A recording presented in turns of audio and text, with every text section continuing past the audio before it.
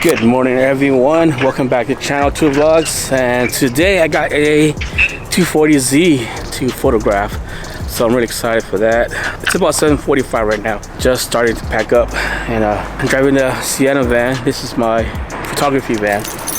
Very convenient because, you know, when we get to some location it has a lot of high dirt area or pull off into the side. Oh man, it doesn't work. I need to fix this remote. Yeah, that's one thing I gotta fix. Maybe the remote is bad now. Yeah, but as you can see, a lot of space. A little emergency box right here for all the emergency stuff.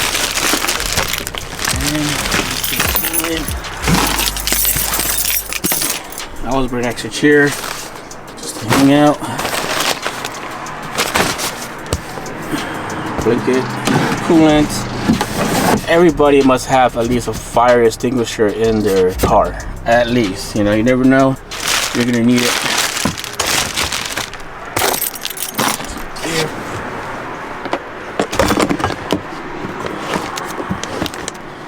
Still got some more stuff from my house, so I'm gonna go get that real quick. Alright. What's up, brother? How you doing? Hey man, how are you? Hey, thanks for coming out today, dude. Yeah, It's a beautiful car, and I'm glad that I have this opportunity to photograph and do a YouTube video on this. We're gonna go up the Foothills a little bit and take some photos, do some more talking about your car, make it fun today. It's okay. I guess 91 is fine, but when I'm running 85, it just doesn't last that long. Yeah, I have like a lot of fuel right now. I bought this wrap on from Amazon. Okay. And when I opened the box in my garage, it looked red. But then when I started like wrapping the car, it orange. Came out a little bit more orange and red. At night it looks more reddish. Okay. Yeah, big difference from when I saw it last time. Definitely.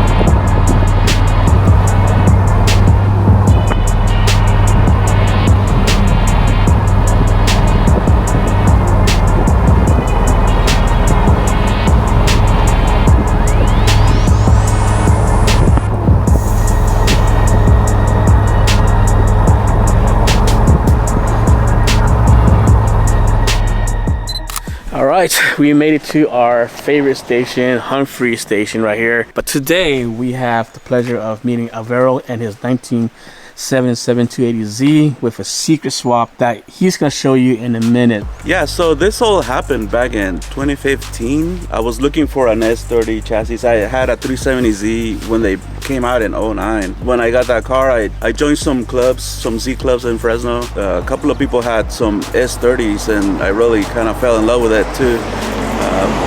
I was never really looking for an older car, but once I saw them, you know, I got more interested in them. I had my eye out. I really wanted a pre-smog one, but this 77 came up on Craigslist, and I picked it up for like was it $1,500. So the old seats were like pretty torn up, so I got rid of those, and I went with these Sparco R100s. These are like pretty comfortable actually for my size, you know, they fit pretty well. But to make them fit, I actually had to cut. I had to do some modifications to the tunnel here. I actually cut like a big hole in it because it's on these 280s. There's like a hump right here for the exhaust. Yeah. The 240s don't have that. And I also removed the stock seat mounts that go to the body. Yeah. So I was able to get the seat like really low. It was actually a lot lower than this, and I recently raced it with some rails. It was actually pretty much bolted to the floor. So it had like no adjustment, and it was like all the way back. So I had a ton of room for, you know, for me. For a tall guy, yeah. And well, you know, wide too. So but wide. So these door cards here. Did you make these, or are these T3s? These door cards are made by a company called Skiller. So I got those from I recently got wrapped the car myself, like maybe 2 months ago. Yeah. So I got the door cards at the same time.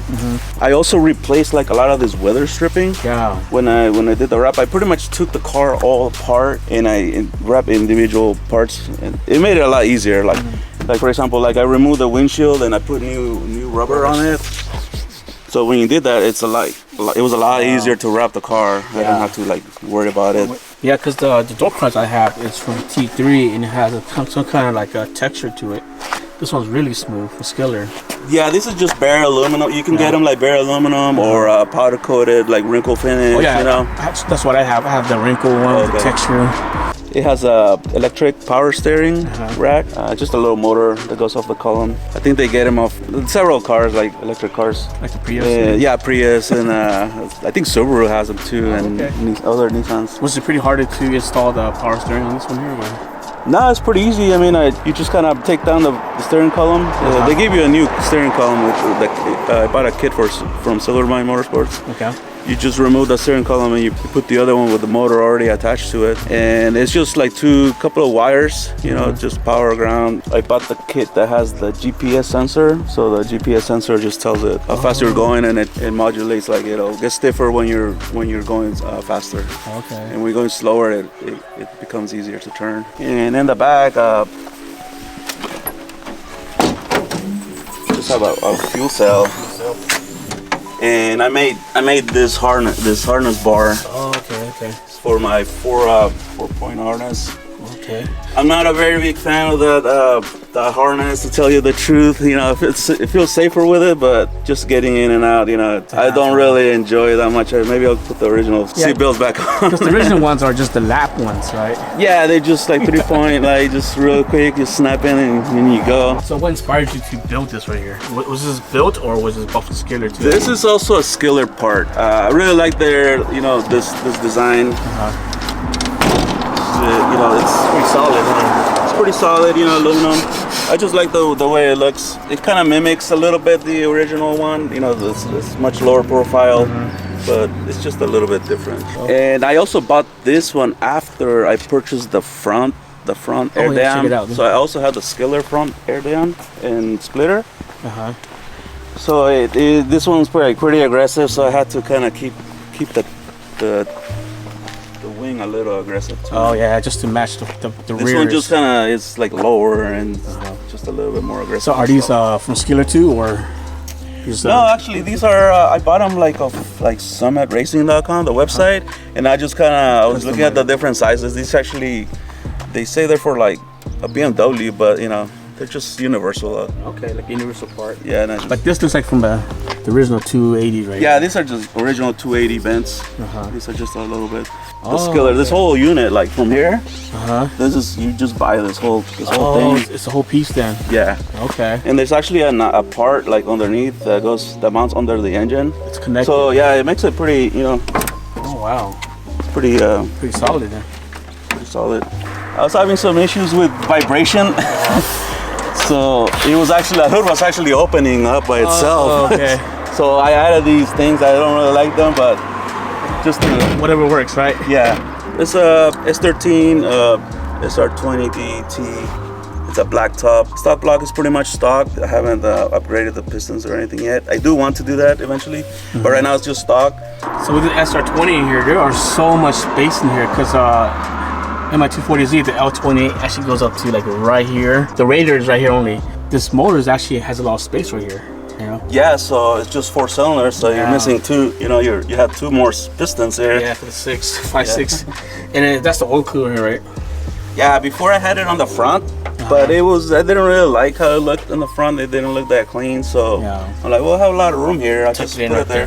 So I noticed that you use the link right here. Is that the ECU for this whole system, or? Yeah. So when I got the engine, the whole swap, it just had a chipped ECU, a stock ECU, and I was driving with it, you know, for a while, but it was just the car never really ran right. So I'm like, you know what? I'm just gonna get rid of that ECU and get a link. Oh, this is a custom-made strut tower brace. I made it myself actually. and I built in the hood latch mounts to it. Wow. Yeah, this looks so good that I didn't even know that you made it. I thought it was like something that you bought it off like a company, you know? Yeah, maybe I'll just have them. I'll just have make a couple of them.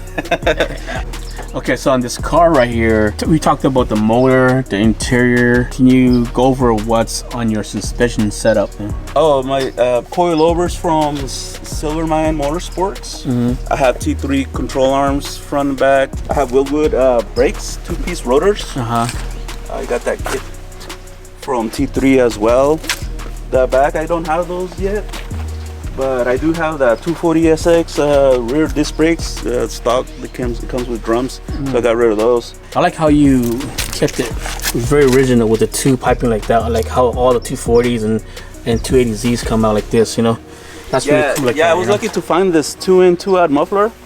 Before I did not have that muffler, it was pretty much straight pipe, and it was just obnoxiously loud. It was like, man, I'm gonna get pulled over right away in Fresno.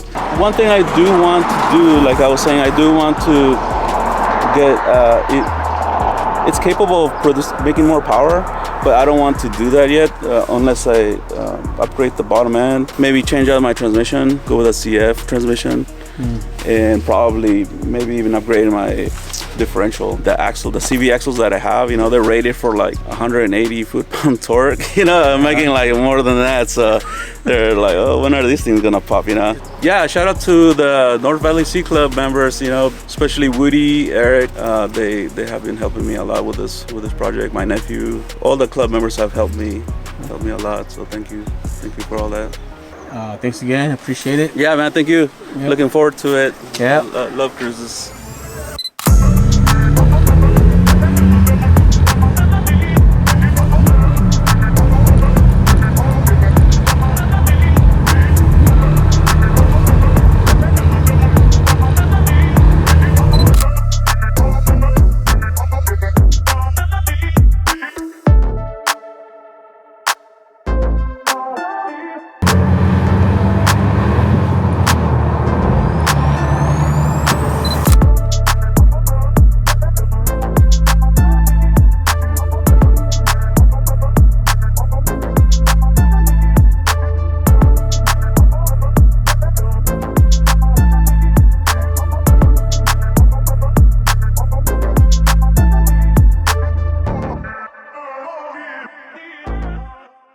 All right, so just got home, and that was a pretty cool vlog today. To go out there and do some photos and videos on Alvaro's 1977 280Z with an SR20 swap. The only thing that was challenging was those roads, where there's very limited areas where you can pull over, especially with Alvaro's car is pretty low, and so to pull over, you have to find a driveway or some area where it's not so deep where he can do a U-turn. So we got some good shots today, so I'm very excited already. And I'm very happy that it worked out, and plus I got to use that control arm for the DJI-3. This is the first time using it, and so I can't wait to use those footages. Looking forward to that. And next week I'll be going to Ventura for a Honda CRX, so stay tuned for that video. Come back, hit the subscribe button because you don't want to miss that.